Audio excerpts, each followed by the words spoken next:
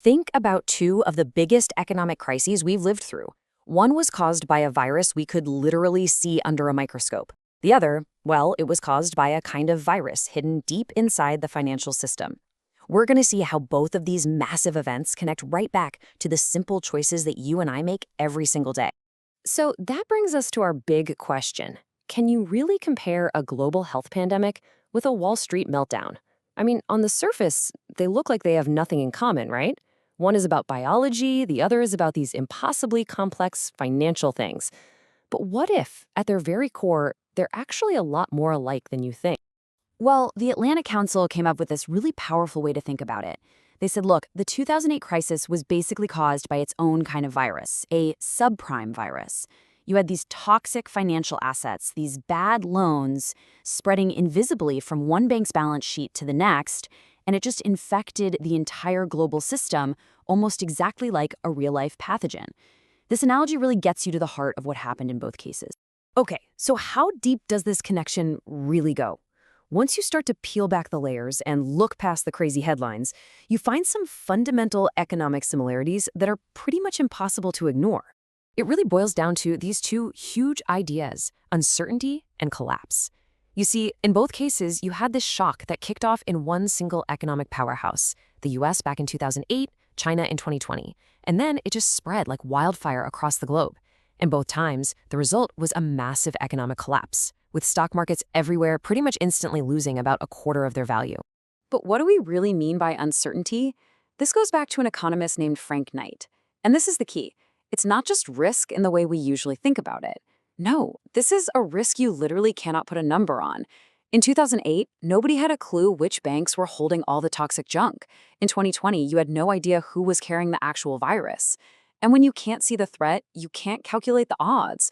And the whole economic machine just grinds to a halt.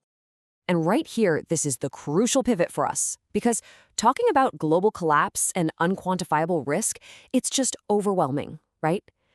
But what if the secret to understanding all of that chaos comes down to something much, much smaller? Something much more personal? What if it all boils down to one single, simple choice? Okay, so to really get this, we've got to take a step back, a big step, all the way back to the absolute foundation of economics. The entire field, everything we're about to talk about, exists for one simple reason. Because, as the song goes, you can't always get what you want. We all live in a world of scarcity. There's this incredible quote from the economist Lionel Robbins that just nails it. We have been turned out of paradise. It's so good. We don't have unlimited time or money or energy or anything. And because of that one simple fact, we are all forced every day to do one thing. We have to make choices. That is it. That's the whole game. Scarcity is the fundamental problem of life, and choice is the unavoidable result. Every single economic thing that happens, from you buying a cup of coffee to a global financial meltdown, is built on this one foundation. So, how do economists actually visualize this world of choices? Well, they use this super simple but incredibly powerful tool. It's called the budget constraint. And to understand it, let's meet our guy, Alfonso. All right, so here's Alfonso. He's got $10 in his pocket. He can spend it on two things, burgers or bus tickets. See this line on the graph? That line is Alfonso's entire universe of possibilities. He could get 5 burgers and 0 tickets, or 20 tickets and 0 burgers, or any other combination right on that line. Every point on that line represents a trade-off. To get more of one thing, he must give up some of the other. But okay, now watch this. Let's say Alfonso gets a raise to $12. Boom. The entire line, his whole world of possibilities, just shifts outward. All of a sudden, combinations of burgers and bus tickets that were totally impossible for him a minute ago are now in play. More income just means more choices. It's that simple.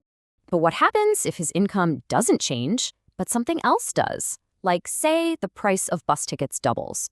Look, his world pivots. It squeezes inward. Now, he can still afford the same number of burgers if that's all he buys, but the actual trade-off, the relationship between burgers and bus tickets, has totally changed. The very slope of his reality has just been tilted. And this leads us to one of the most important ideas in all of economics: opportunity cost. The real cost of something isn't the price tag. Nope. It's whatever you had to give up to get it. For Alfonso, the true cost of one more burger isn't $2. It's the 4 bus tickets he now can't buy. That's the real cost. And it's at the heart of every single decision you ever make. Okay, so that's Alfonso, one guy with a few bucks. But here's the really cool part. This exact same logic, it doesn't just apply to you or him. It applies to entire nations. Societies, just like individuals, have limited resources, and they have to make these massive, fundamental choices. We can basically take Alfonso's little budget line and scale it way, way up to represent the huge trade-offs a whole society has to make. You've probably heard the classic example of guns versus butter, right? That's military spending versus stuff for citizens. But you can use this framework for anything. And this giant societal version of the budget constraint has a fancy name, the Production Possibilities Frontier, or PPF for short. Seriously, just think of it as the budget constraint for a whole country. It shows all the possible combinations of stuff, goods, services, whatever, that a country can produce. Same idea, just on a much bigger scale. So this curve here shows a classic societal trade-off, spending on healthcare versus spending on education. A country has to decide where on this curve it wants to live. And take a look at the shape of this curve. See how it's bowed out? That's not an accident. That curve is showing us something called the law of diminishing returns. It means the first few dollars you move from healthcare to education give you a huge bang for your buck. But as you keep moving more and more money over, you start getting less and less of a return. The opportunity cost just keeps changing. Okay, deep breath. Let's bring this all home. We started with these massive, terrifying global crises, and we drilled all the way down to a simple line on a graph. Now, this is the aha moment where it all clicks into place. So let's go back to those two words, uncertainty and collapse. What do they mean now, in this new light? Well, uncertainty, that's when the budget line just vanishes. In 2008, banks couldn't price their assets, so they just stopped trading. In 2020, we didn't know the price of shaking hands, so we all stayed home. When you don't have a clear line, you can't make a trade-off. You do nothing, and the entire economy freezes. And collapse? Oh, that's when the entire nation's PPF, that big curve, violently snaps inward. It's like the price of Alfonso's bus tickets skyrocketing, but it's for everything, for the whole country, all at once. The fundamental trade-offs of society are instantly and painfully redrawn. And there's just one last piece to this puzzle. You see, it's not just about being on the curve. Any point on the curve means you're being efficient with your resources. But the real trick, the goal for any society, is to find the one single point on that curve that people actually want most. That sweet spot is called allocative efficiency. And in the middle of a crisis, the absolute central challenge for everybody is just trying to figure out where on earth that new best point is. And all of this leaves us with a final thought.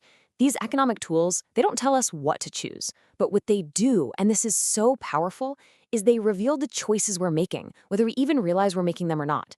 Every single government policy, every budget, every decision is a choice to be at a specific point on that curve. So the power of this framework isn't that it gives us answers, it's that it gives us the right questions to ask. Every single day, you can look at the world around you and ask, what are the trade-offs, and what are we as a society really choosing to be?